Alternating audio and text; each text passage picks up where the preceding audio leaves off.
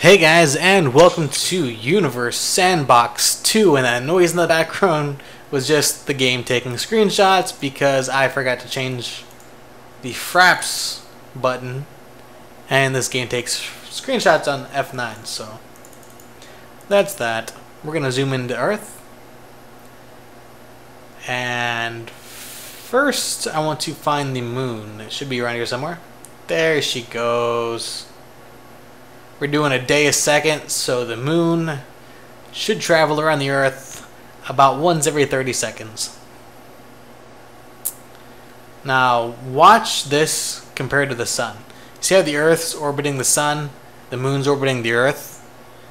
But in reality, the moon is orbiting the sun, it's just being tugged on a little by the Earth.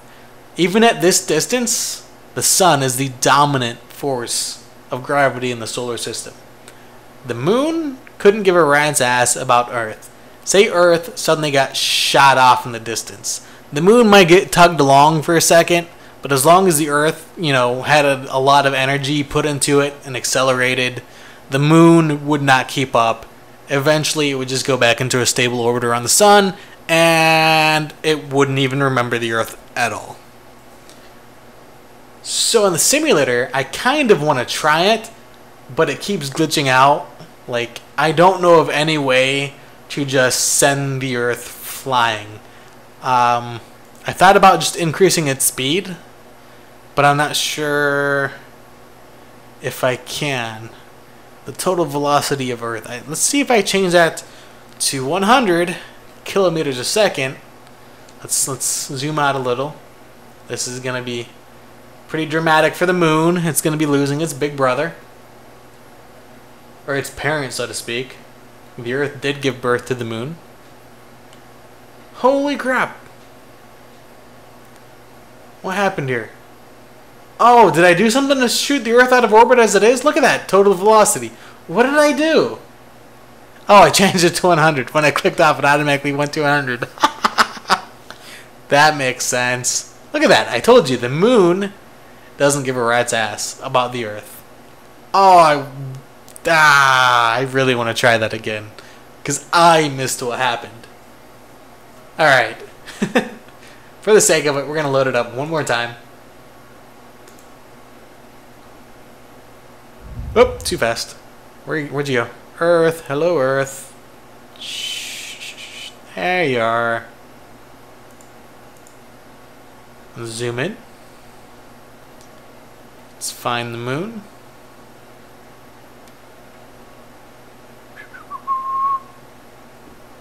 So, okay, let's explain how this orbit's working, because I find it very, very frightening for some reason.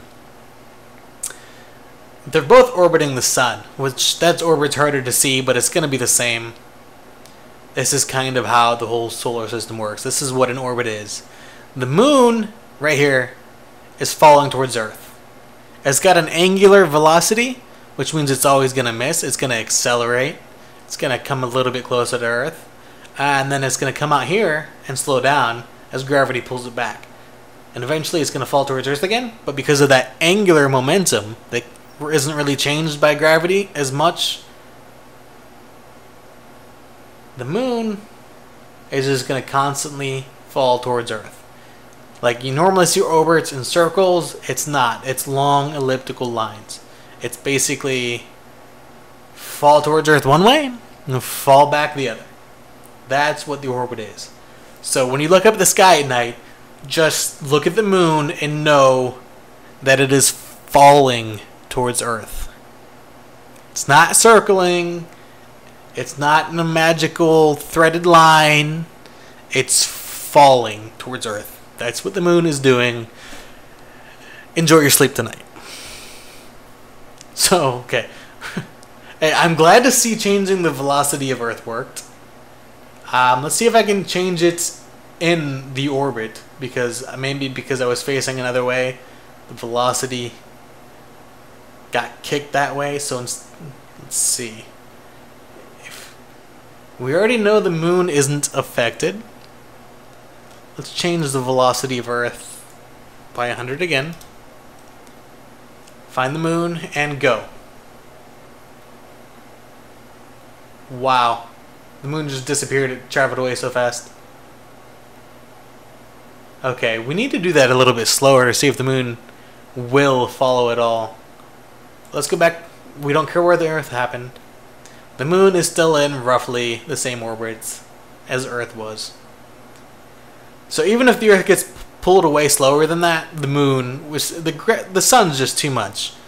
The gravity of the sun is overwhelming. Unless the Earth and the moon became much closer and you pulled the Earth away much slower, the moon's just gonna follow the same orbit. It's pretty cool. Cool to see. I wonder what happened to Earth. Long gone. Okay, not really. Thankfully, it's only a day a second, so that isn't too far. Are we past Jupiter yet? No way. Yeah, we barely passed Mars. Everything past Mars is much further away. Where is Jupiter? There it is. There's Neptune, actually, sorry. I just seen a planet name. Okay. We can see Pluto out in the distance. I wonder how long it takes to go... Yeah, because it's... Apparently 100 kilometers a second is escape velocity. It's going down slowly.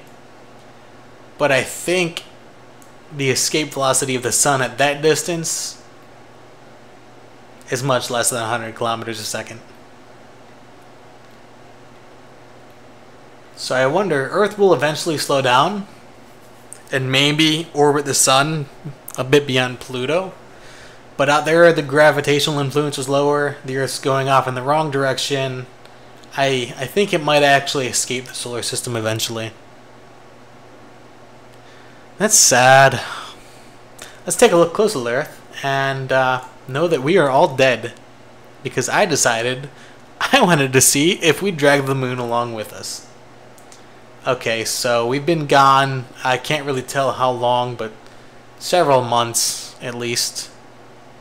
Surface temperature, 0 Celsius. The oceans are gonna freeze.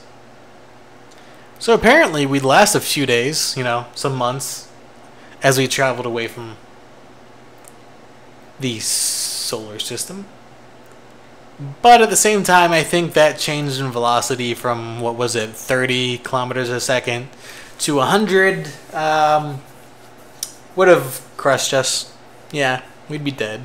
Or fallen off the planet, one of the two. Actually, as long as everything, including people in the atmosphere, got accelerated at the same rate,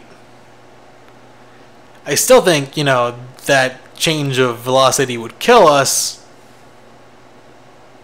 But,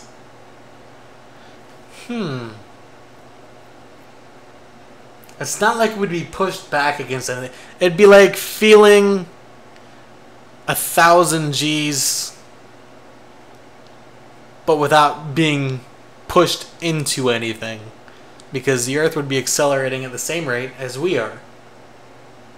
So it's not like, you know, if imagine a brick wall on a slingshot magically increasing 70 kilometers a second. You're going to be crushed to death against that wall, no problem.